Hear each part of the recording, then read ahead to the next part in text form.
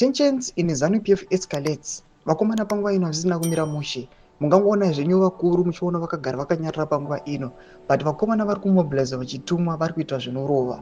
Sana pena mashoko atiri kuona mavhidhios ari kutendera tikuona kuheadquarters yeZANU-PF yabva yaita the battlefield yechimoto panguva inoi. Sana pena mashoko anobuda anyorwa panapa ndopai panoti bo subscribe or like out on the bell icon. Tipina pakomana veBBC Zimbabwe kuzara nhasi vanobuda vachiposta this video ramuri kuona aiwa yeYouth League yamuri kuona iyo, aiwa vakomana vakanga variko aiwa vachimobiliza pamutungamiriri wenyika yeZimbabwe Emmerson Mnangagwa vanobuda nyora vachiti tensions in ZANU-PF escalates.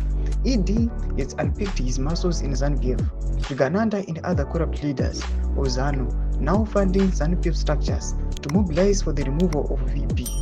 Those who have come public and show their support for Chiwenga, the likes of Gomwe, Zenengam, Geza, Jim Konaka and others have left the country. Some few days we are going to witness the coming in of the army but in different style, guerrilla warfare. People expect 2017 style but not this time.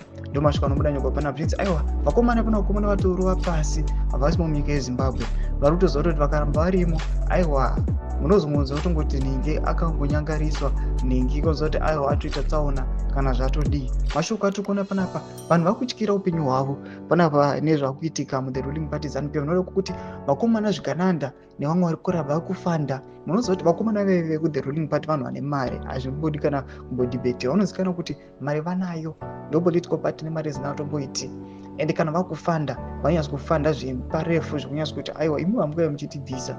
Mashoko atiri kuona kuti panguva inoi matensions paakunyatsa kubuda chinyatsa kuexposa zvinhu nyatsa kuti baba chena panguva inoi vanhu vakunyatsa kuona kuti aiwa the 2017 style inogona kungoitika uchingoona kutongoya vakomana vanenge vachitongoya vachitongobvisa vanhu.